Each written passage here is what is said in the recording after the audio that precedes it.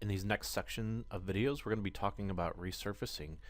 There's a couple different ways that we can resurface. We could stay entirely inside of ZBrush and we could use very specific methods for laying out topology, or we could have an automated process which is called ZRemesher now inside of ZBrush, or we can kick out our models into a program like Maya and do the resurfacing there. So in these next videos, we're going to be taking a look at all those different techniques. But the first one we're going to be looking at is ZRemesher with inside of ZBrush, because this is the easiest and quickest method. It doesn't necessarily give you the best topology, but it can give you something very quick to work with. So we're going to take a look at this model that I've got here. I've got a bunch of different pieces to this model, and you're going to have to kind of determine if you want to keep everything together. Like, let's say I'm going to put this in a video game and I want to make sure that I'm capturing all the detail for these insert mesh brushes that I made and these separate pieces of geometry, because if I put on solo, you can see I just have the head here. If I turn on polyframe, this has actually been rebuilt using ZRemesher, and you can see the result, the topology here. If I drop down in subdivision levels, you can see this is the base cage that it built, and I gave it some polygroup information so we could make it easy to hide and show different pieces of the model. And we have to go through a process where we project detail from our model onto this new topology that we have to get the subdivision levels and then get basically the sculpt back for our model. Okay, so this process would be basically like if I duplicate this piece of geometry and I turn this back into Dynamesh. So I'm just going to go backwards here to kind of show you what the process was for this. So I'm going to turn all this off. I'll give it a resolution of 1500 because I think there's quite a bit of detail on this, and then drag and remesh. And this should give me my new Dynamesh model. And after it's done Dynameshing, you can see the resolution that we're working with here, and it's pretty heavy. But I want to capture this detail for this. Okay, so I'm going to just go ahead and clone this so it makes it into its own new model without all the other subtools that we were working with before. We still have the model with all the subtools over here, so don't have to worry about losing that. But if we want to kind of work off this out to the side, we just go ahead and clone that like this. Okay, so we're just going to go to geometry and then go to ZRemesher, open that up, and then we'll just go ahead and just click the button and run it and just see what we get with this. So just doing nothing other than just clicking this button to see what it does. Now your poly count is going to have an effect over how long it takes to kind of remesh this thing. Also, the amount of detail that you got going on in here and all the cracks and everything else like that, it tries to pick those shapes up and recognize it. So if you're not too concerned about all this little fine detail, you can drop down the resolution, and you can actually take the smoothing brush and smooth out some of these details if you really don't need to worry about this kind of fidelity. So you can see this is taking quite a while, and I'm going to stop the video and pick this up when it's done. So here's the model after it's been Z-remeshed, and pretty cool that it picks up all these different shapes and everything. Let's turn on the polyframe. So this model, if you hover your cursor over the top of the model here, it'll tell you how many polys that you're at. So it's at a little over 13,000 polys, and where that number is coming from, it tries to get this target polygon count, but since we have this adaptive density, it can go over the top of that number. So I believe if you want to turn that off, you can read on here exactly what it says, but if you want to get that target count, you might want to turn that off. So I'm going to hit undo real quick and get our model back to where it was at. Okay, something else to note. If you saw it when we ran this operation, it just took our high-res model and it completely changed it into this new topology, which is cool. But if we want to project all this high detail onto our new model, we're gonna have to save it off. So I'm gonna go to the subtool and just duplicate that again. So I've got two versions of the head, and then one I'll just work with the ZRemesher. Okay, and I have solo turned on, so we're not seeing both copies of that right now. And then I'm gonna take the Dynamesh amount, and I'm gonna drop that down to something like 600 because I don't need necessarily all this detail and all this resolution. So I'll go ahead and remesh this using Dynamesh, and it still looks pretty dense. So let's try to drop it down 500, and I'm actually going to smooth out some of these details like what we talked about, just to get rid of some of this stuff, just because I'm not too worried about some of this resolution in here. Now we'll remesh like this. We're getting a lower poly count. I think we can go even further than that. So smooth this out a bit. Then we can really smooth out some of these features. You can see it's pretty tough to smooth that stuff out whenever the poly count is so high. But now that we have that done, we can kind of smooth this stuff out a bit more. And I could even remesh again, and we could go back to the ZRemesher and take off this adaptive and then put this at 2, and this will be 2000 polys. That's the target that we're going for. So we'll do the ZRemesher, and you can see it's running quite a bit faster now this time around. And here's the geometry that it generated for us. It looks a little rough to me, so I'm going to hit undo, and I'm going to put back on that adaptive, and then go ahead and run ZRemesher one more time. And that looks a little better. The Polygon Count, let's just take a look and see where we're at. So it's at 5,000 polys, almost 6,000. So just something to keep in mind about using the poly count number down there. It's not going to be completely and totally accurate because we've got some of this adaptive stuff going on, and it tries to figure out the best way that it possibly can. So some of the things about this topology, you can see instead of this doing a nice circle in some of these areas, it does some of this kind of spiral geometry. So if you took a loop and you looked at it, it would not exactly give you a nice circular loop like that. So just something else to keep in mind. So that's with us just hitting the ZRemesher button, which is pretty amazing that it can do that. I'm going to hit undo to get us back here. The other thing we can do, if we want to be a little more specific about what we're creating topology wise, we can tap B, and then there's a brush, ZRemesher guides, that we can use to actually draw out some different shapes to have the topology kind of flow from. So let's say if we wanted this to be a circle, you can just go ahead and click and drag and draw right on the surface for that. So these, if I wanted this line, something like this, to show up on there, which actually I'll go from here. Let's say maybe this is a little more important. So these guides are just like what they say. They're just guides. They're not going to be perfect representations later on, but you can use these to have the computer kind of figure out when it draws the topology what it's going to do. So let's see here. You can actually I'm gonna hit undo because I got rid of my lines. If you get close enough to this line, you can keep drawing out from it and extend it out. So you keep drawing like that, and if I wanted to keep continuing on this line here, I can get close to it. You see my cursor turns blue. Actually hit undo. It wasn't close enough. There we go. And it'll connect to those lines there like that. So we'll go ahead and click and drag out for this shape here. Maybe if I want to try to have these represented like this. And maybe something for this jaw down here.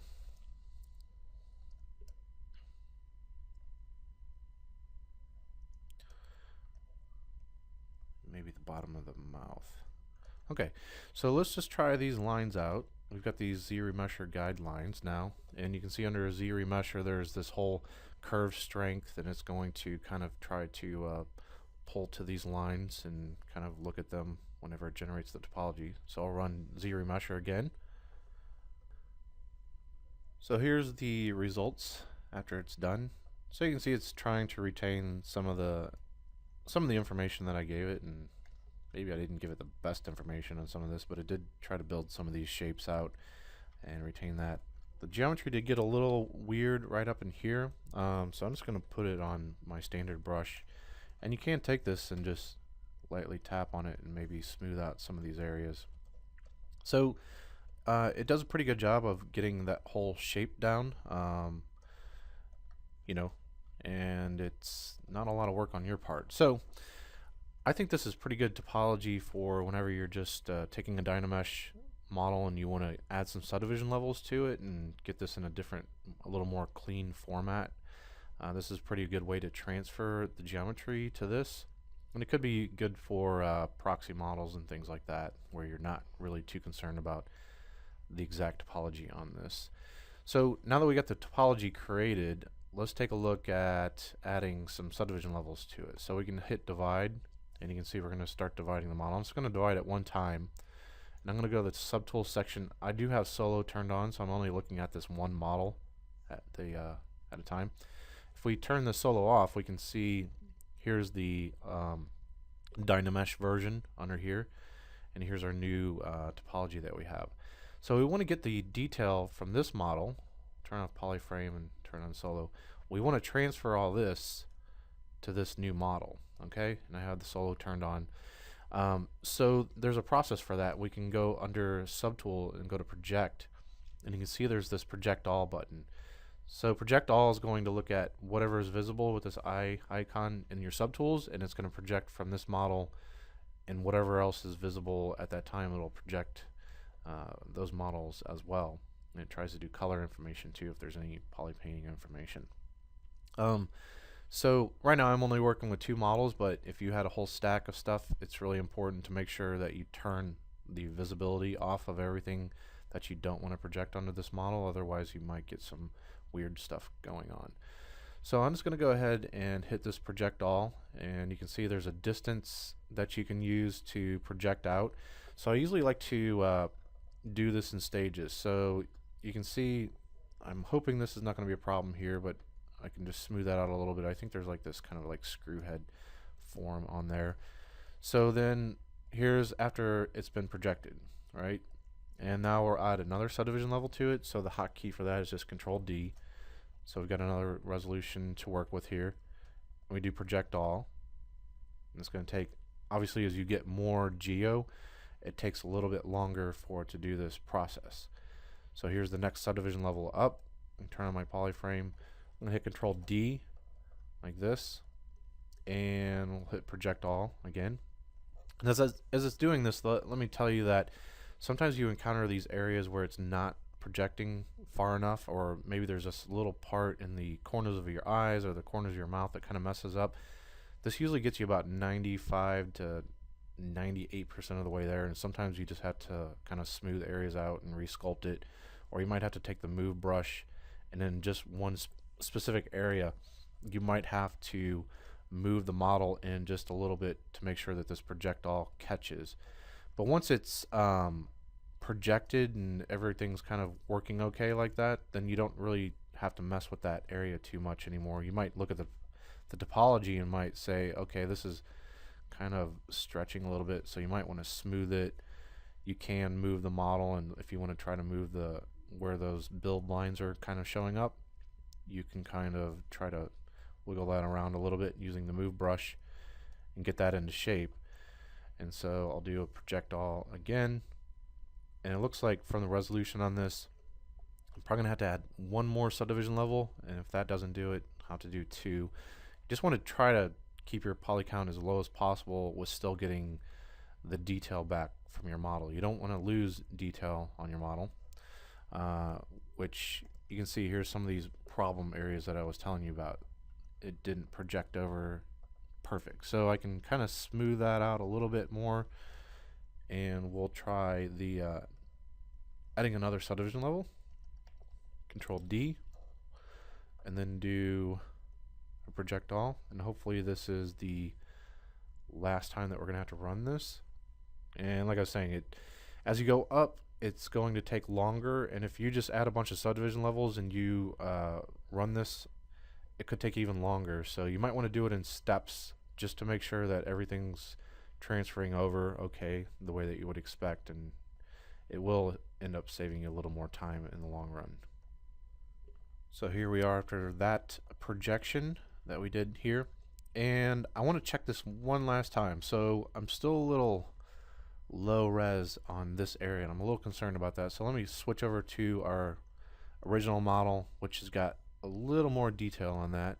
So here's our new model that we got with this topology, and I know I keep just switching back and forth, but if I turn on the polyframe, it becomes a lot more evident at that point what's going on. So I really feel like we need one more subdivision level. Let's take a look at where we're at with this model currently. So we got 5 subdivision levels, and the poly count for it is we are up to over 1 million. We're getting close to 1.5 million polys on this. So we'll divide it one more time, and we'll see where we're at that point. So now it looks like we are at close to 6 million polys for this. This is definitely pretty darn dense. But I'm going to go ahead and run this projection back on the subtool area, and I'm going to do project all one last time. Just if you can avoid those higher subdivision levels, you should, but I don't want to lose any of the sculpt information that I've done before. So the advantage of this is you might be wondering, okay, so we had Dynamesh before, so why go through this process? So we are building these subdivision levels, and it is possible, if you want to get a little performance increase, you can drop down in subdivision levels when you're not working on a particular area of the model, and it can help speed up the computer whenever you're trying to work on a different piece. So you got that going on. The other thing is when you're working with subdivision levels, you do have the opportunity to drop down at a lower subdivision level, and your smooth brush and things like that have a greater effect. And if you wanted to use the move brush to do proportional changes, things like that, that kind of helps out too. So you just have to kind of figure out what's the best way for you to work. And then also we can paint directly on the model using polypaint, and it actually takes those little tiny polygons and colors them. So that's a pretty cool process, but if we ever want to get like texture maps and things like that on there, you need to have some sort of decent topology to do that. So this is pushing us in a mode to where we're starting to make more complete models, and we're starting to get them prepped and ready to go to start texturing on them and building things like that. So this ZRemesher thing is really quick. Maybe not going to give you the best topology in the world, but it's going to be good enough to work with this high-res geometry, and then be able to even start doing things like put UVs on there and paint textures on there and stuff like that, because this information can always be transferred over to a different topology or something else like that inside of Maya or XNormal. There's a bunch of different programs where you can do that. So that's where we're getting the model prepped and ready for. Okay, here we are after our final projection, and you can see that we have our subdivision levels that we were talking about, and we've got this new geometry that we're talking about, and all the detail is there. So the other thing that's kind of cool is we've got some other videos to take a look at for creating polygroups, but you can pretty quickly just drag the visibility on a certain area and try to start isolating some of this stuff like this. I'm going to try to get some of this away. I'm just trying to isolate maybe the piece of the jaw on this. And something else that's kind of cool is that we can take our selection rectangle and change that to select lasso. And if we get down on one of the polys here, we can do edge loop selection. So I've got Control Shift selected, and I'm going to hold down Alt and click that, and it takes away that edge loop, which can be pretty nice. So you can see that we've got this new topology that we've got with ZRemesher, and it's built some of these loops, and it makes our life a little bit easier when we want to start taking some of this stuff away. So I'm just holding down Control Shift, adding the Alt modifier, and I'm taking this stuff away like that. I might want to get rid of this loop as well. Control Shift, add the Alt modifier, and just click on that section. And we could take that thing away, but I think you get the idea. Now we see this visibility. We can hit Control W just to do a poly group for that. And now when we step up, tapping D in our subdivision levels, you can see that new poly group that we made. It's going to step all the way up through all of our geometry levels,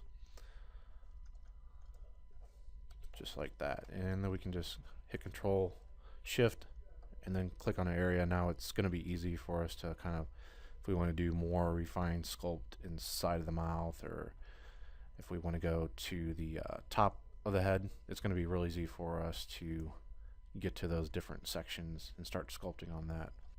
Okay, before we wrap this video up, let's take a look at this head and adding pieces to it and then building topology from that. So this was built, and then I added these, let's turn off solo so we can see everything.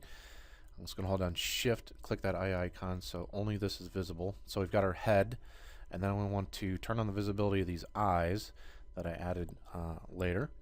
So I've got that. And what if I also wanted something about these extra pieces that I've got going on here? Like it's got this plug here and here.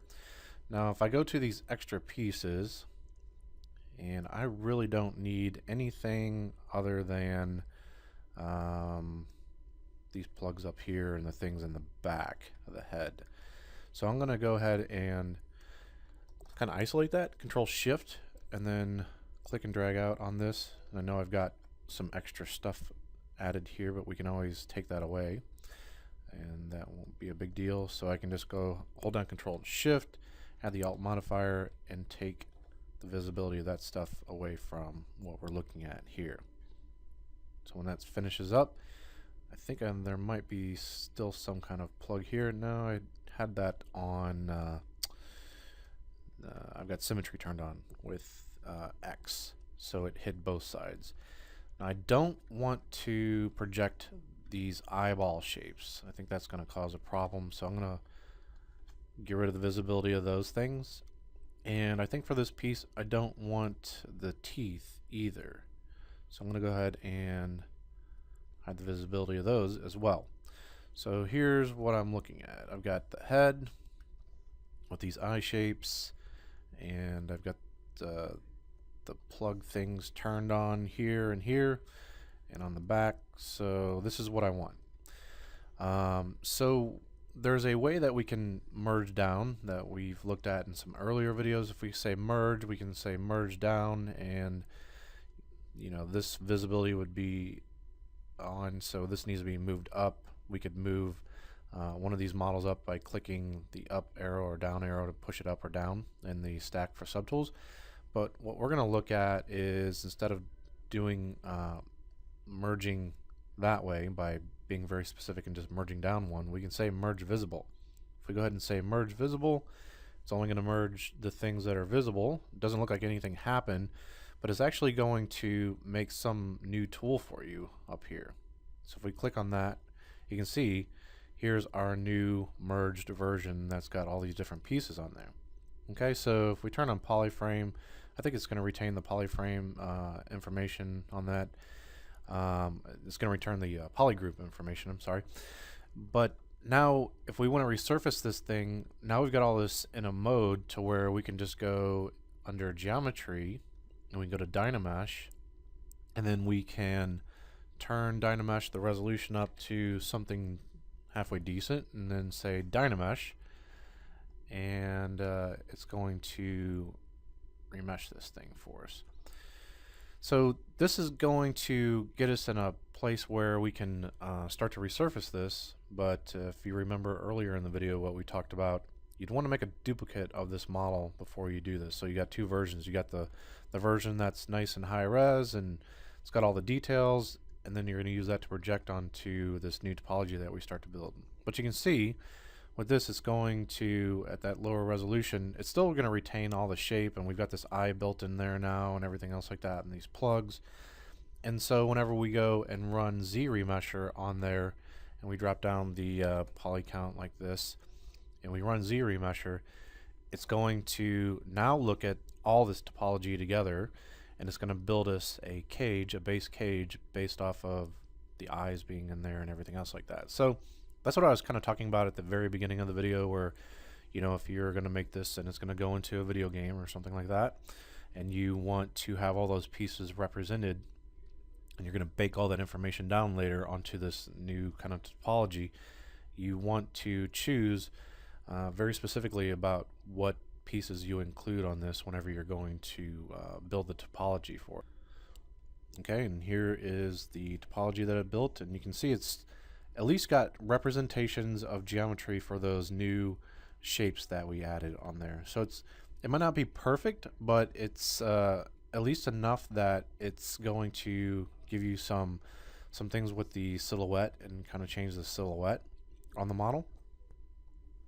And remember, we just ran this with using ZRemesher and didn't use any of the guides to kind of help out with that process. So just something to keep in mind if you want to have the topology be a little bit more specific, then we're going to have to use some of those options that we looked at earlier in the video. I hope this helps you kind of understand ZRemesher just a little bit. I know we didn't get that in depth with it, but that's about the extent that I use the tool for. I'm not trying to go super crazy with it. I'm just using it as a method to take my Dynamesh models and then push it into a format like this that can get me all my sculpt back, but then I start to use the benefits of the subdivision levels at that point.